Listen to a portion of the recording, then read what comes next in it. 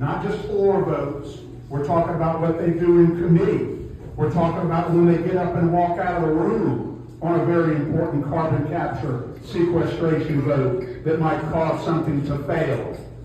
We are the only watchdog group in Louisiana that tracks every single thing that is done in the legislature so that we can properly inform you about what your legislators are doing, and not just you, but citizens in districts all over this state. Because you know why? If you don't know what they're doing, and I promise you, as good a people as some of them are, they're not going to come home and tell you what they did all the time. They're going to tell you what they think you want to hear.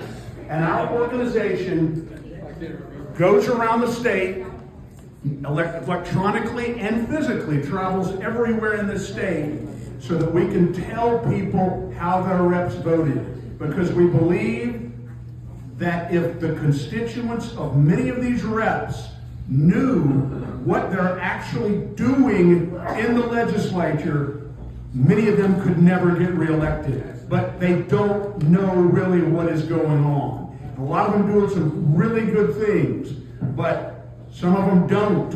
And we don't engage in any kind of personal attacks against anybody. We never will. But we have a responsibility to come before you and tell you what your representatives and your senators did in 2025. And tonight we're talking about this issue, carbon capture sequestration. Because if the truth were known, we really shouldn't be here right now. We really should, as much as I love meeting all y'all, we shouldn't be sitting here right now. We should have legislation on the books in this state right now outlawing carbon capture sequestration in the state of Louisiana, eminent domain, and it should all be a done deal. It should be over with. But it's not, and the reason why it's not is because too many of our Republicans in a supermajority Republican legislature are not acting for you on this issue. I do believe in redemption. I believe that in second chances, but you got a right to know what's going on, and that's why we exist. So I need to run through many of y'all already know some of this stuff, but all this carbon capture stuff came about in 2020. That's when the legislature, someone mentioned earlier, established eminent domain, the right of private corporations to go and seize people's property to put these carbon capture sequestration pipelines and injection wells. Whether you want them there or not, they can do it. In 2020, they did it. 2020 is the big granddaddy of them all that set in motion everything that we're experiencing right now. And every representative in our legislature voted for it. Every representative and every senator voted for it, including everyone who was there who's here tonight. Now, I will say that there are a number who voted for it who recognized and have publicly said, look, we made a mistake, and I have enormous respect for them.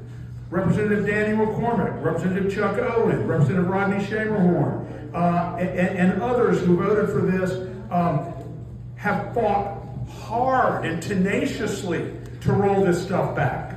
And so, but that's where it all started right there in 2020. 2025, I got to run through these bills. Rodney Schamerhorn, I just mentioned, had a great bill, House Bill 380, that would have ended eminent domain in Louisiana for carbon capture sequestration.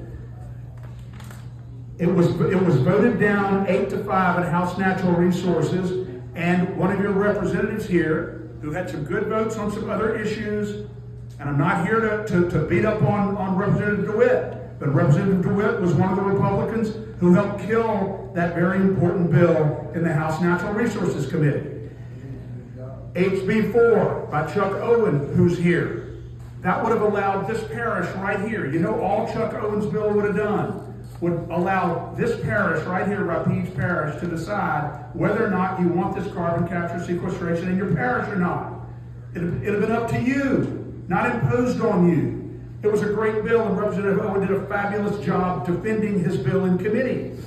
It went down 8-5 in a Republican-dominated House Natural Resources Committee. And Representative DeWitt was one of the Republicans who helped kill that legislation on April 29th. HB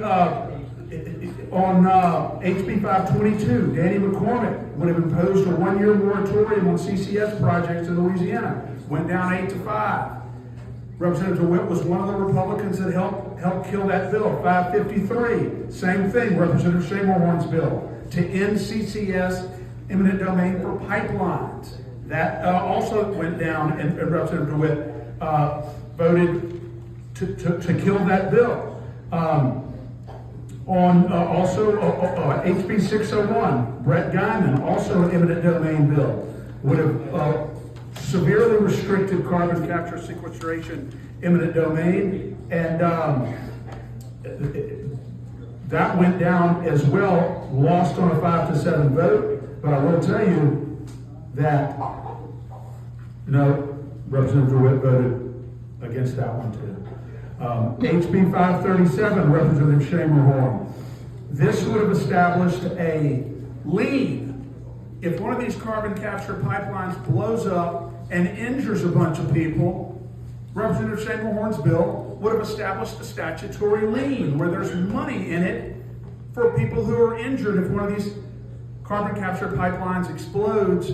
That bill went down in committee in a 7-3 vote, and Representative DeWitt voted against that one as well. And it was also the same, generally the same ones all the way along. I'm just mentioning reps from up here now, but y'all are familiar with Domain, Lacombe, Landry, Orgeron, Reiser, Zerang, all Republicans helped kill that. Now, I will say this. This is very important because after everything went down on April 29th in committee, you, me, our organization, a bunch of other people raised holy you-know-what and reached out with calls to action against our reps. And one of those bills that failed in a tie vote, Representative Guyman's bill, got to go back before committee because it was a tie. And 3 representatives changed their vote, including Representative DeWitt. And he voted the right way, and that bill got out of committee. So I wanted to mention that about Representative DeWitt because he voted the right way the second time on that bill. We have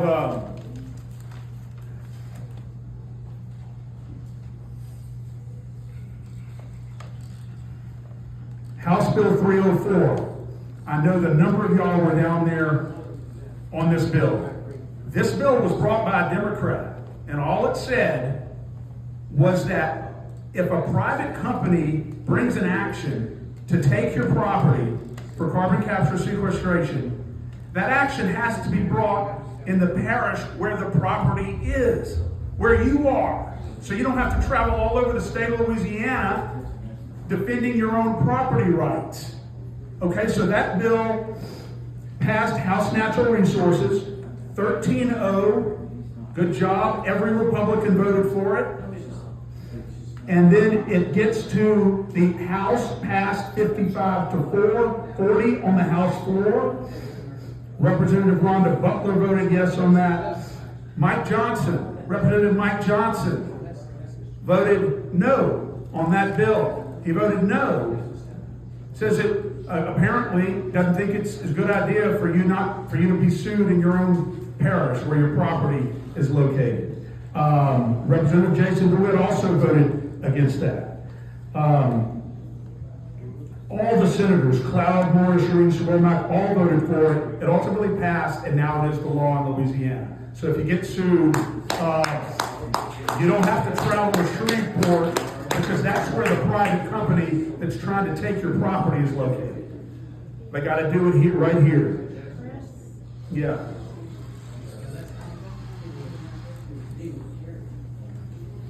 So we got.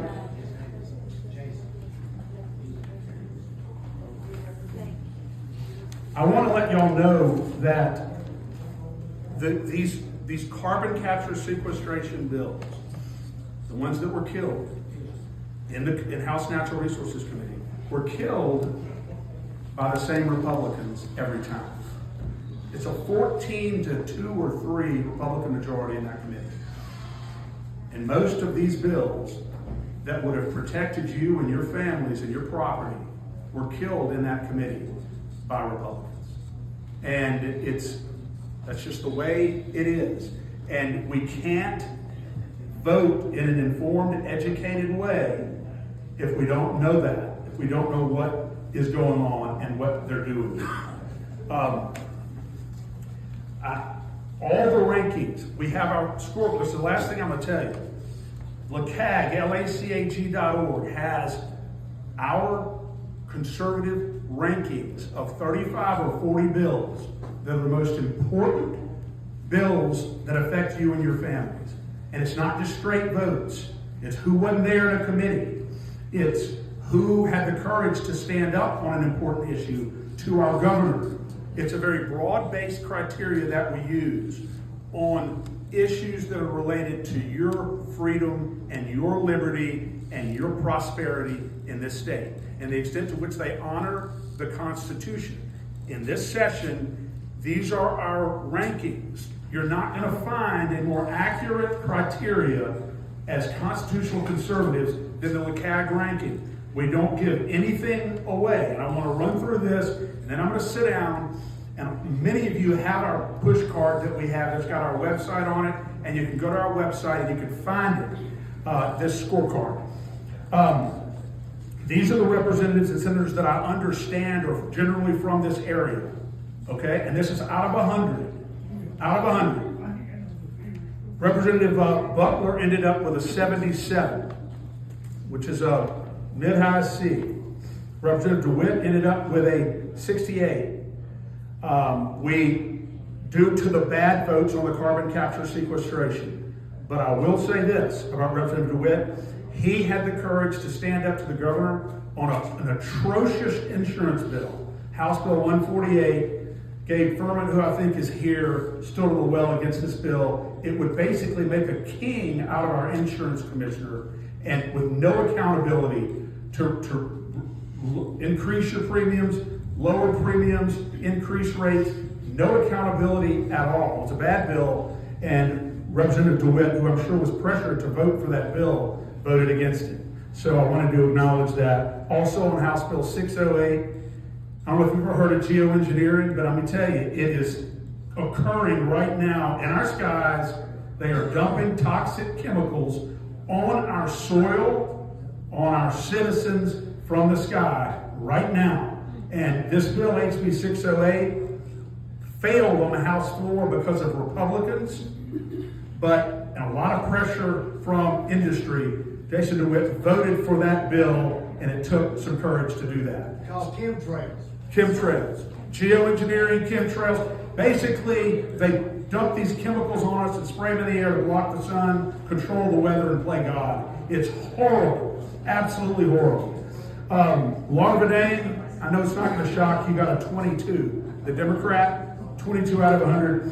Jay Luno ends up with a 30. Heather Cloud ends up with a 76. This is a C. Jay Morris ends up with a 75. Mike Reese ends up with a 72. Alan Seabaugh, 88. Glenn Womack, 71. Gabe Furman, who is here, 95. Congratulations to Gabe Furman. A great representative who has done some great things in our legislature. Chuck Owen, a true patriot with a 95. Nobody's perfect, right? And Rodney Schamerhorn was second in the entire legislature. There was only one perfect score, and that was Kathy Edmonston from down in Ascension. Rodney Schamerhorn ends up with a 98. So if you want to know what your reps are doing, go on our website. We have our voter scorecard there. Look at the ranking and look at how we ranked them, and you'll know what to do at that point. Got a question, Chris? Yeah. The bill that you said failed by Republicans, how many Democrats have voted for that? The Democrats, there wasn't a Democrat. I think Marcus Bryant, who's a Democrat, voted for some of the anti-CCS legislation a couple of times, But by and large, it was Republicans. If the Republicans had done the right thing, yeah. I just want to make sure you just went anti-Republican and pro-Democrat. I got an R stitched into my heart. And so I'm standing here as a Republican, starting with my dad and my granddad, active Republicans. I love our party. I love our party. I just think it needs to be faithfully represented in the legislature. And too often it's not. Before I go, I want to acknowledge Treasurer Fleming's presence here and let y'all know how much it means to us that he is, and I know it means to you, that he's standing up against this onslaught against foundational property rights in our state. This attack on science, this attack on freedom.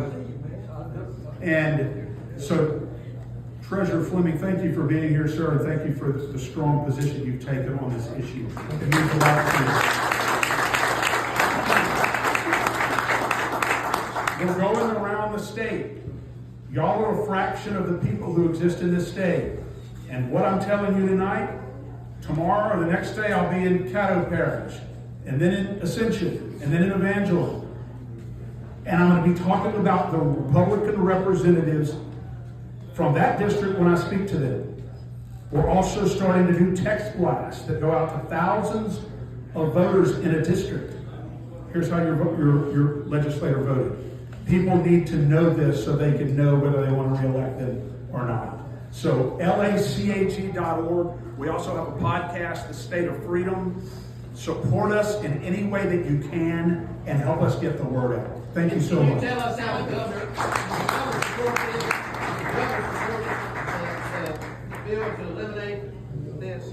Governor Landry, and if you go to watch our podcast, Governor Landry has been absolutely mute on the issue of carbon capture and sequestration, and we've been wondering why the leader of our state has not come out and defended foundational property rights in Louisiana. This is a fundamental issue. People got to understand, if a private company can take your land for their own enrichment, we don't have a republic anymore. And we have to fight this. And I agree with what Mr. Nichols said. We absolutely can win. We can win, and we will win. God bless you.